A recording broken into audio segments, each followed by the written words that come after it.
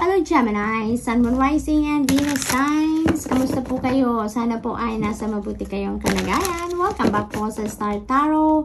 And natignan po natin ngayon kung ano yung mga mensahe para sa inyo sa araw na ito. At kung bago naman po kayo rito, welcome na welcome po kayo sa ating channel. Thank you po sa inyong pagbisita. I truly appreciate it and God bless you all. Six of Swords, napakaganda nito Gemini kasi you are finding resolution na ngayon, no? The resolution sa mga problema ninyo or sa mga difficult situations na pinagdadaanan ng iba sa inyo ngayon, Gemini, no? You are moving towards ano na ngayon, solution sa problema. You are walking towards your happiness, your peace. Maring may mga problema kayo pinagdadaanan recently and finally, no, makakaalis na kayo sa sitwasyon na yon, no? Magiging masaya na kayo, masosolve nyo na yan, no? Maaring ang iba sa inyo also is going to travel around this time, no? Maaring may relocation na magaganap din for some of you dito Gemini, no?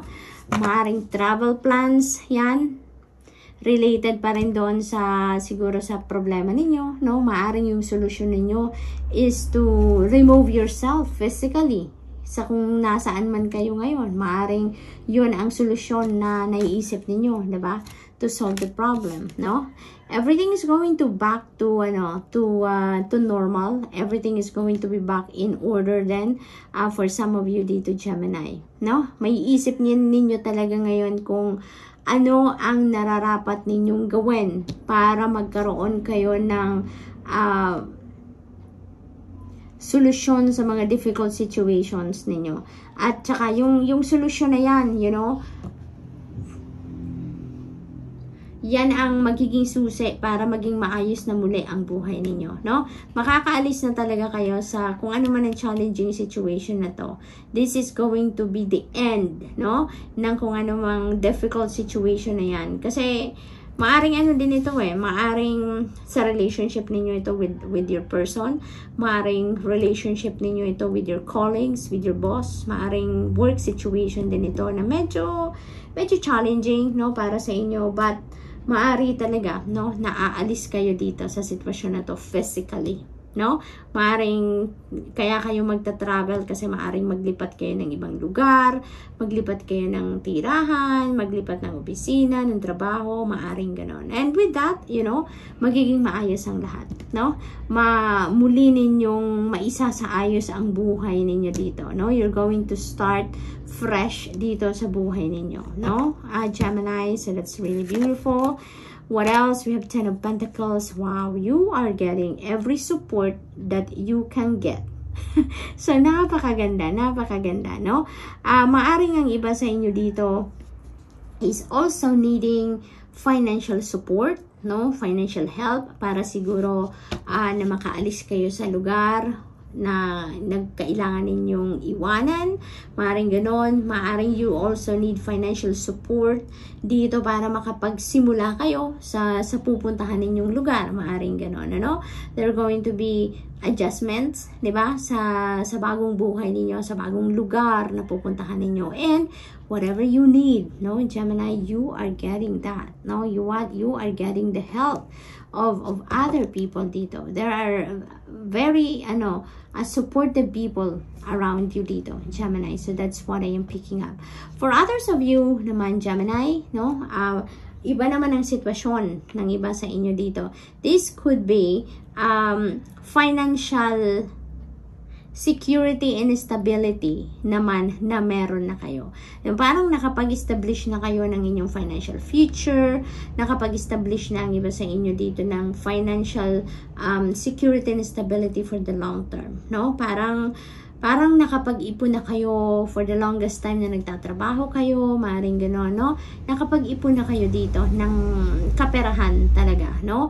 And kung sa panahon ngayon, maaaring masasabi nyo na sa naipon ninyo ngayon, you know, for the future, maybe you would be able to support na the needs of the family, no? Maaring ganon. And hindi lang to ilang buwan or ilang weeks, no? But this is for the long term, Gemini. So, maaring ganon ang sitwasyon na ng iba sa inyo. Maybe that is what also you are working on right now for some of you Gemini. So, maaring ganon ang sitwasyon ng iba din sa inyo dito. But definitely, you know, you are thinking of ano dito. For most of you, you are thinking of establishing your financial future so that you can support the needs of the family, no, for the long term. So napakaganda ng ano ninyo, ng vision ninyo dito, or ng pangarap, no, ng iba sa inyo dito. Friendship is going to be focus ng iba sa inyo dito, no? Maaring ang dahil nakadikit siya dito sa Six of Swords card, maaring yung friendship ninyo ang nagkaroon ng lamat dito for some of you Gemini. Not for everyone, no?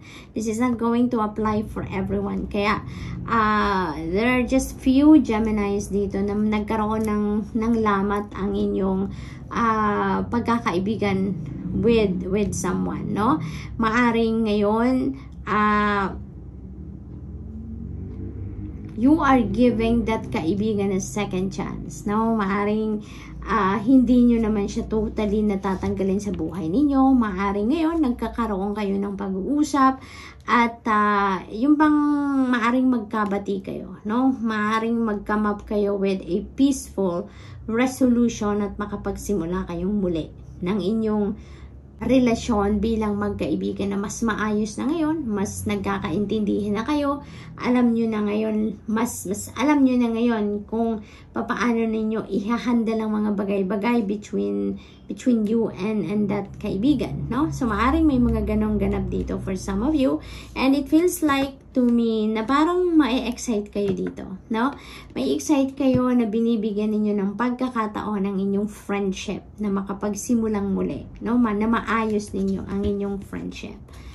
What else? We have the Seven of Pentacles. Ayan. So, some of you are waiting for something, no? Maybe you are waiting for the bunga, no? Bunga ng iyong pagsisikap, bunga ng iyong pagtatrabaho at pagtsatsaga, no? Maaring yun ang hinihintay ng iba sa inyo dito, and nire-remind lang kayo ng Seven of Pentacles dito na be committed to your vision, be committed to what you really want to achieve, no, sa buhay ninyo, sa specific na sitwasyon na to. Focus lang kayo dyan, and maybe you need to re-evaluate the things that are happening na sa buhay ninyo sa ngayon, no? Yung paghihintay ninyo, kailan kayo nagsimula, anong mga ginawa na ninyo, what are the things that you think, no, na kailangan pa siguro ninyong gawin, no? Yung mga ganon. Kaya parang it's time to re-evaluate what is happening sa buhay ninyo, sa ginagawa ninyo, dito sa endeavor na naghihintay kayo na resulta, kasi maaaring sa pagre-re-evaluate na yan, ma-figure out ninyo kung ano pa ang kailangan ninyong gawin, no? So, Gemini, that's all I have for you for today. I hope nakatulong ang mga mensaheng ito in some way. Thank you for watching. Love and light. Namaste. Hello Libra, Sun, Moon, Rising, and Venus signs. Kamusta po kayo? Sana po ay nasa mabuti kayong kalagayan. Welcome back po sa Star Tarot. Tingnan po natin ngayon ang mga mensahe para sa inyo sa araw na ito. Welcome back po sa sa channel natin, and I truly appreciate po your time, no? Sa pagbisita lagi dito. God bless you all, Libra. We have Four of Pentacles. Ayan. So, Libra, ang napipick up ko dito right off the bat is take control of your money, no? Because it feels like to me na this is about pagmamanage ng inyong kaperahan. Kasi ang maaaring nangyayari sa iba sa inyo dito, Libra, parang extremes, no? Parang extremes ang ginagawa ng iba sa inyo dito. It's either super gastos kayo or maaaring ang iba naman is super save kayo na hindi na ayaw nyo din naman gumastos, no? So, extremes ang ganap ng iba sa inyo dito, Libra. Yun ang akin na unang napipick up dito, no? Kaya, parang this is reminding you, or this is an eye-opener for some of you na may mga ganong sitwasyon na ganon kayo mag-handle ng inyong kaperahan. So, take control of your finances and use your money wisely. no? Yung pag-isipan ninyong mabuti. Maybe some of you may need to do some budgeting kasi siguro ang iba hindi nagbabudget, no? Mas maganda na may budget kayo, may listahan kayo saan napupunta yung pera ninyo or saan kailangang papunta, anong mga allocation ninyo, yung mga ganun ba? Like 10% sa ganito, 1% sa ganyan. 'Di ba? Yung mga ganun para meron kayong guide, no? Meron kayong guide at ma-divide talaga ninyo ang inyong kaperahan ng tama. And also, you know, practice financial discipline. Yan, financial discipline, no? As much as possible. Pag-aralan ninyo, no? Pag-aralan ninyo na hindi kayo lumabas doon sa budget, no? Para maisaayos ninyo talaga ang kaperahan ninyo, Libra, no? So, yun ang aking napipick up for some of you. We have strength. Yan, Angel of Courage is here dito para tulungan ka na magkaroon ka ng inner strength and courage dito, Libra. Kasi maaari din na this is related also sa pagmamanage ninyo ng inyong kaperahan. Kasi maaari din na hindi kayo ang nagmamanage ng pera ninyo. Maaring ganun din, maaring someone else, no? Kaya naman, maaari din na kailangan din ninyo dito ng inner strength and courage para makapagsilita naman kayo. No? Kasi maaring wala din kayong control over your own money. Libra, yun ang aking napipick up dito for some of you. Pero ngayon parang tutulungan kayo ng Angel of Courage to activate your inner strength and courage para makapagsalita kayo, para makipag-usap kayo ng maayos doon sa taong nagmamanage ng pera ninyo, na alam mo yun, maaring ma-realize ninyo na gusto nyo ng hands-on kayo doon sa pagmamanage ng inyong kaperahan. So, maaring may ganun ding sitwasyon, no? We also have 4 of Wands. Wow. So, we have 4 of Pentacles and 4 of Wands. So, 4, 4. So, Libra, I suggest, no? Please look up for the meaning of number 44 for more guidance dito. Okay? Libra, kasi there would be extra, ano dito? Insight, inspiration. There would be extra guidance para sa inyo dito, no? 4 of Wands is a celebratory energy. You're going to be feeling free sa ngayon. Free to, to unwind, free to celebrate, free to sing, free to dance. Yung gano'n. So, talagang magiging masaya kayo dito, Libra. Magiging masaya kayo, no? Dahil meron kayo ditong isa-celebrate. Maaring this is your tagumpay, no? In some endeavors. Maaring merong mga personal na bagay na pagtatagumpayan kayo, mga challenging situation na pagtatagumpayan ninyo, maaring ganon. There could also be weddings, mga okasyong ganyan, birthdays, ganon na isi-celebrate din ng iba sa inyo dito, Libra. So, you're just going to celebrate freedom, no? For some of you dito. So, that's really beautiful. We have 6 of Cups. Ayan, maaring yung celebration na to is with the family or with friends or both, no? Maaring yung iba sa inyo, may naririnig akong homecoming, Libra. Kaya some of you maybe are coming home dito. May travel involved dito sa homecoming na to. And maybe it's because there is importanteng celebration doon sa uuwian ninyo, no? Maaring merong ikakasal kayong kamag-anak. If it's not you ang ikakasal, maaring kaibigan or kamag-anak, no? Maaring yun ang mangyayari. Kaya kayo naimbitahan or kailangang umuwi kasi, maaring nandun ang celebration. Maaring ganon, or maybe wedding ng parents ninyo, maaring anniversary ng parents ninyo, kakasal silang uli, maaring ganun din ang sitwasyon, no? Or, ang napipick up ko din dito, maybe you are visiting, no? You're just coming home to visit your family. Maaring yung mga anak ninyo, bibisitahin ninyo, asawa ninyo, boyfriend or girlfriend ninyo, or parents ninyo. So, maaring may mga ganong sitwasyon ng iba sa inyo dito, no? And, maaring uuwi kayo dito to show your support then sa mga magulang ninyo or kung sino man ang kailangan or ang dahilan ng pag-uwi ninyo, no? So, maaring ganon. 3 of Pentacles, this is really beautiful because ibig sabihin nito na magsisimula na kayong mag-succeed dito sa buhay ninyo. Kung ano man yung pagkakaabalahan ninyo, kung ano man ang mga plans ninyo, maybe related sa trabaho, sa career, sa business ninyo, you know, this is the beginning of your success. You are already starting to take action towards climbing papunta doon sa tugatog ng tagumpay dito, Libra. So maybe that is your focus sa ngayon, or maybe then, no, na meron na kayong tagumpay, meron na kayong success na nakamit, may na-achieve na kayo sa trabaho, na-accomplish na kayo ng mga proyekto ninyo siguro, no? Maybe mga ganun ang sitwasyon that you are going to celebrate sa ngayon, no? Kaya maaring yung celebration na yan is involving your parents, involving your friends, no? Kasi maaring milestone, kumbaga, ang isa-celebrate ninyo dito.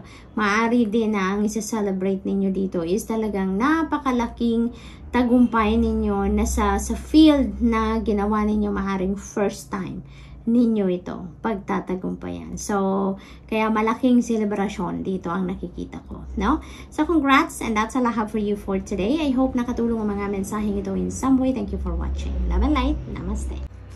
Hello, Aquarius, Sun, Moon, Rising, and Venus signs. Kamusta po kayo? Sana po ay nasa mabuti kayong kalagayan. Welcome back po sa Star Tarot. Tingnan po natin ngayon kung ano yung mga mensahe para sa inyo sa araw na ito. And welcome back po, no, sa ating channel. Kung bago kayo rito, welcome na welcome din po kayo, and thank you po sa inyong pagbisita. I truly appreciate it. And Aquarius, King of Cups, ang inyong mensahe dito, no? Maaring ang iba sa inyo dito is committed to something, no? Something like relationships, maybe committed kayo sa trabaho, you know? Maaring ganon. Parang ito yung mga yung mga areas ng buhay ninyo wherein you are putting your heart and soul into it ngayon, no? Yung parang yun ang focus ninyo. You are putting your energy and attention into this, no, thing. So, maaring relationship talaga yan. Maari din naman na sa career ninyo or trabaho, no? Maaring ganon ang ganap dito for some of you. Talagang buhos, no, ang attention. Yun ang akin napipick up dito for some of you. You also have Ace of Pentacles. Kung saan man, no, kung ano man ang bagay na binibigyan ninyo ng atensyon, ng energy ninyo, ng effort sa ngayon, it feels like to me na talagang that is going to be the start of a beautiful situation sa buhay ninyo, no? Yun ang akin napipick up dito. For others of you naman, Aquarius, maaaring may mga financial opportunities din na parating sa inyo ngayon that is going to bring forth success, prosperity, and abundance sa inyo. This is going to be the start of inflow, continuous inflow of money sa buhay ninyo, no? Dito na kayo magsisimula na magkaroon na kayo ng kaluwagan pagdating sa kaperahan, sa pagbabudget, yung mga ganon. Parang magsisimula na kayo na mag-ipon, makakapagsimula na kayo na makapag-save for retirement, makapag-save for rainy days, yung magsisimula na kayo ng ng maluwag, kumbaga, no, na pamumuhay, no? And this is going to be the kickstart na, kumbaga. So that is really beautiful kasi money, no? Money will come to you from different sources, no? Depende sa inyong sitwasyon. Maaaring sabay-sabay ang pagdating ng pera nito, maaaring sabay-sabay ang pagpasok ng mga different opportunities dito na maaaring maghatid sa inyo ng prosperity and abundance din. Maari din na manggagaling ang perang ito sa panalo, no? Maaring winning ito. Maaring regalo sa inyo, maaring meron ditong magpamana sa inyo ng kaperahan or property na merong malaking face value. Maari din gano'n ang sitwasyon dito, Aquarius, no? Mababago na nito, no, ang landscape ng inyong kaperahan from here on, Aquarius. We have the world energy. Napakaganda. This is the time for success, no? sa buhay ninyo. Maaring may mga ano dito, may mga tagumpay, accomplishments, achievements na makakamit ang iba sa inyo dito, Aquarius, no? Long term ninyong pinagtrabahuan ang iba dito, kaya naman ngayon na matatapos na siya, it's coming to its completion na, talagang masasabi ninyong tagumpay kayo, no? Tagumpay kayo. Dahil hindi lang basta matatapos ninyo ang kung ano man itong proyekto na to or bagay na to, but you are going to finish it with flying colors talaga. Nagbuhos kayo dito ng effort, nagbuhos kayo ng oras, commitment, dedication sa ginawa ninyong ito. Kaya naman, ngayong magtatapos na, talaga namang, alam mo yun, you are really going to celebrate it because this is a huge success para sa inyo, no? And a new phase of your life is coming in. Magsisimula na naman ang iba sa inyo dito, Aquarius, to enter a new chapter in your life, no? Level up na kayo ngayon, Aquarius. Kung ano yung mga gagawin ninyo ngayon, yung mga bagong endeavor na pagtutuunan ninyo ng pansin ngayon, this is going to be level up kisa doon sa dati na ninyong ginagawa, no? So you are committing again, you know, you're committing anew, no? Trabaho, career, ganon, or maybe relationship, or a new level in your relationship, yung ganon, no? So, maganda ang ganap dito. This is a new beginning energy. We have a new beginning energy din. So, maraming pagbabago ang maaaring mag-transpire sa buhay ninyo sa ngayon, Aquarius. Maraming parating na pagbabago sa buhay ninyo. So, this is really beautiful, no?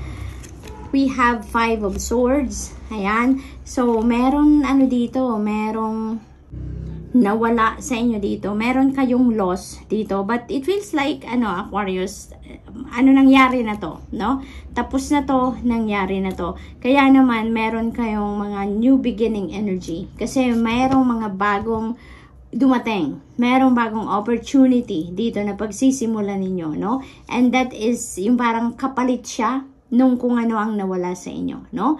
And kung ano man yung nawala sa inyo, kung ano man yan, opportunity man yan, tao man yan, whatever it is, no, na nawala sa inyo, maybe nangyari na yon dahil natapos na ang mission ninyo doon, or natapos na ang mission noon sa buhay ninyo, no? Some things really do end talaga, no, at a time na hindi ninyo inaasahan. So, maaaring ganun ang ganap. At may mga bagay, sitwasyon sa buhay natin na kailangang magtapos at a certain time dahil meron ng nakaabang na magsisimula. And it feels like ito yung sitwasyon ninyo, Aquarius. Kung ano man ang nagtapos dito, kung ano man ang nawala, kung ano man ang naalis or natanggal sa buhay ninyo, it's because there is something new na papasok. Tulad nitong bagong opportunity na to. So, it feels like to me, kung ano yung loss ninyo dito, it feels like it is an opportunity, no? Maaring financial opportunity niyan, or maaring opportunity for other things, other areas ng buhay ninyo. So, maaring gano'n, no? Kaya, talaga, kapag may nawawala, may dumadating. Kapag may nagsasara, may nagbubukas, 'di ba? It has to happen because otherwise hindi makakapasok kung ano ang bago, kung ano ang parating. It's because you're still full, kumbaga. Kaya some things has to end so that a new beginning can start, 'di ba? So we have the Star. Ayan, napakaganda. This is another new beginning energy. May mga dito, bagong pag-asa, bagong buhay, bagong path na magbubukas para sa inyo. And this is very imminent sa buhay ninyo, Aquarius, kasi we have 2 new beginning energies. So definitely, no? Pangatlo na siya. Talagang merong ditong magbubukas na mga bagong daan para sa buhay ninyo. Iba't ibang sitwasyon. Pwedeng sa relationship, pwedeng sa trabaho, negosyo, pwedeng karera, no? Aquarius, it could be sa lahat ng areas ng buhay ninyo. Maaaring may mga ganon. Depende sa inyong sitwasyon din, no? But definitely, kung saan man kayo patungo ngayon, kung ano man yung mga opportunities na to na magbibigay daan sa mga fresh start sa buhay ninyo dito, yun, ginaguide kayo ng Divine Universe. Yung angels dito, Aquarius, ginaguide kayo papunta sa path na yun, no? Kaya It feels like kung ano man ang loss ninyo na to, that is part of your journey, that is part of the sacred plan dito. Because otherwise, if you are still with this person, if you are still with this situation, maring hindi magmamaterialize. Maring hindi pa pwedeng mangyari, no? Kung ano ang mga nakatakdang dapat mangyari dito sa the world and the star energy dito, no? Kaya it has to end, it has to be out of your life nang sa gayon makapag-welcome ka ng bagong sitwasyon, bagong bagay, bagong relationship, bagong tao sa buhay ninyo. And also, the star energy is in wish fulfillment energy, Aquarius. Kaya may mga wishes din kayo, no, na maaring mag-come to fruition sa around this time. Kaya bongga. So, Aquarius, that's all I have for you for today. I hope nakatulong ang mga mensaheng ito in some way. Thank you for watching. Love and light. Namaste.